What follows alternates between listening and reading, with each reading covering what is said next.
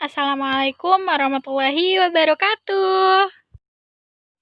Perkenalkan, nama saya Khairuzi Kriya Ramadhani, biasa dipanggil Ruzi.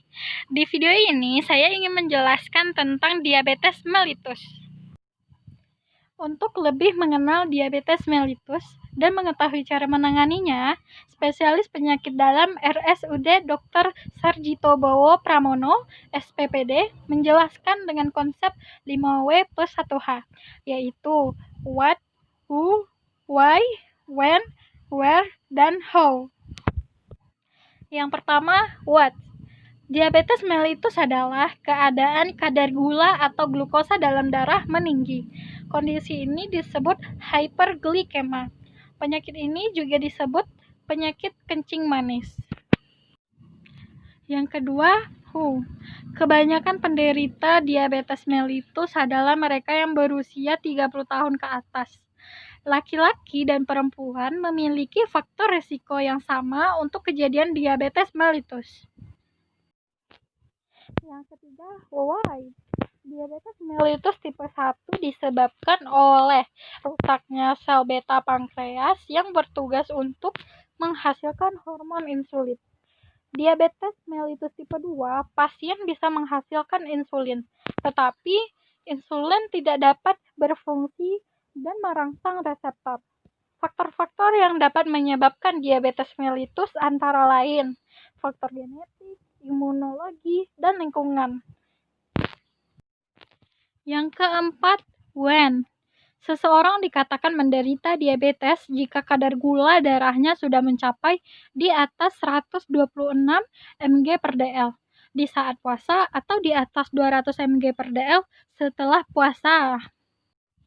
Yang kelima, where. Diabetes dapat berasal dari gangguan autoimun, tekanan darah, diet makanan, riwayat keluarga, berat badan, dan obat-obatan. Dan yang keenam, how. Penanganan pada diabetes mellitus tipe 2 lebih difokuskan pada gaya hidup dan aktivitas fisik. Pengontrolan kadar gula dalam darah dilakukan dengan mengurangi berat badan, diet, dan olahraga. Jika kedua hal tersebut tidak mencapai hasil yang diinginkan, maka pemberian obat tablet masih tidak bisa untuk mengatasi pengontrolan darah, sehingga diperlukan suntikan insulin. Fakta dan mitos seputar diabetes mellitus. Mitos. Diabetes bukan masalah besar. Faktanya, jika dibiarkan tidak diperiksa, diabetes dapat menyebabkan komplikasi serius dan menyebabkan kematian lebih cepat dari seharusnya. Diabetes adalah salah satu dari 8 penyakit utama yang mengakibatkan kematian pada orang dewasa. Menderita diabetes memperbesar kemungkinan 2 kali lebih besar terkena serangan jantung. Diabetes adalah penyebab utama kebutaan, gagal ginjal, amputasi tungkai bawah, dan beberapa akibat jangka panjang yang membuat mutu hidup jadi lebih rendah. Mitos. Penyandang diabetes dapat makan gandum tetap tidak dapat makan nasi. Faktanya tidak benar. Baik gandum maupun nasi mengandung kadar karbohidrat minus 70% dan indeks glikemi yang sama. Keduanya meningkatkan kadar gula secara sama. Dengan porsi terbatas, keduanya dapat dikonsumsi. 80% penyakit jantung, stroke, dan diabetes tipe 2 dapat dicegah 1 dari 11 orang dewasa menderita diabetes di 2015.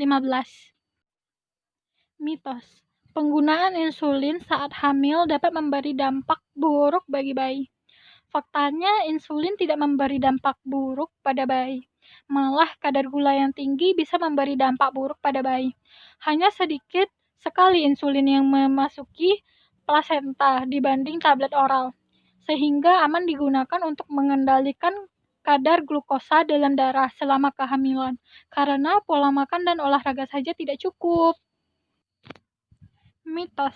Diabetes pada ibu hamil tak perlu dianggap serius, karena akan menghilang begitu melahirkan. Faktanya pada 50-70% ibu hamil yang memiliki diabetes saat mengandung, dia berisiko menderita diabetes tipe 2 dalam waktu 5-10 tahun setelah melahirkan. Jika diabetes dibiarkan tanpa pengobatan, anak-anak yang lahir dari ibu yang menderita diabetes selama hamil berisiko menderita diabetes tipe 2 di usia dewasa. Diabetes gestasional harus mendapat perhatian serius dan pengobatan. Mitos, perempuan penyandang diabetes sebaiknya tidak hamil.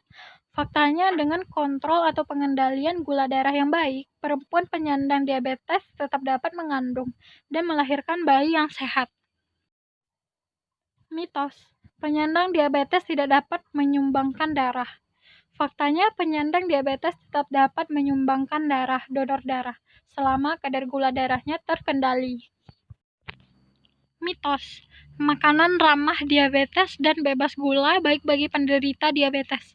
Faktanya, makanan bebas gula kerap mengandung sejumlah kalori dan gula bahkan karbohidrat. Jadi, mulailah membaca dengan teliti label makanan. Ingat, kata-kata natural atau asli alami tidak selalu berarti aman. Mitos, orang dengan diabetes harus melakukan diet khusus. Faktanya, diet makanan sehat bermanfaat bagi siapapun, termasuk orang yang dengan diabetes. Pola makanan sehat harus mengandung biji-bijian, sayuran, dan buah, menghindari lemak trans, dan membatasi lemak larut dan karbohidrat olahan, terutama gula. Baiklah, sekian hasil penjelasan saya tentang diabetes mellitus. Apabila ada salah kata, mohon dimaafkan. Assalamualaikum warahmatullahi wabarakatuh. Terima kasih.